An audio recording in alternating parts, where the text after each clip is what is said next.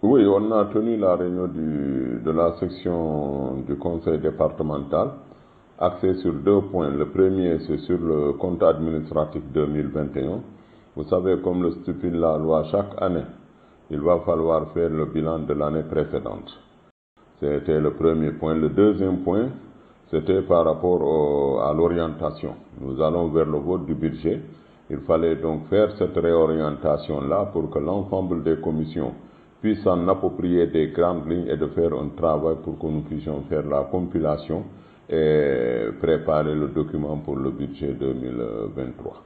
Oui, d'abord le compte administratif, c'est ce que nous avions exécuté en 2021. Il s'est trouvé que le ministre président du conseil départemental de Kolda, le professeur Moussa Baldé, était en section plénière à l'Assemblée nationale. Il m'avait demandé, du fait que c'est une équipe, de présider en tout cas à cette session-là.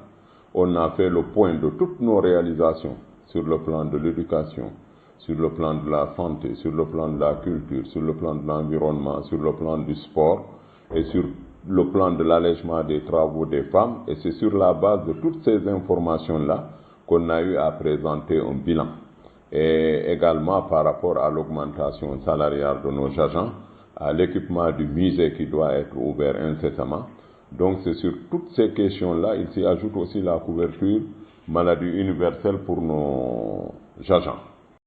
Ils ont aussi réitéré leur satisfaction à l'endroit du président du conseil départemental des efforts qu'il est en train de fournir pour en tout cas l'amélioration des conditions de vie et de travail des populations de Kolda. Donc ils s'en félicitent, c'est la raison pour laquelle ils ont voté le budget, parce que le compte administratif est un acte de transparence et de bonne gouvernance.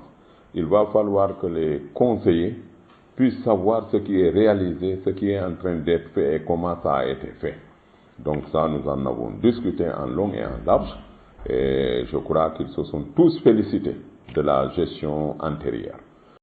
Par rapport à l'orientation budgétaire, il y a eu des choses qui ont été faites. Comme on le dit, il faut toujours partir du passé pour un présent meilleur.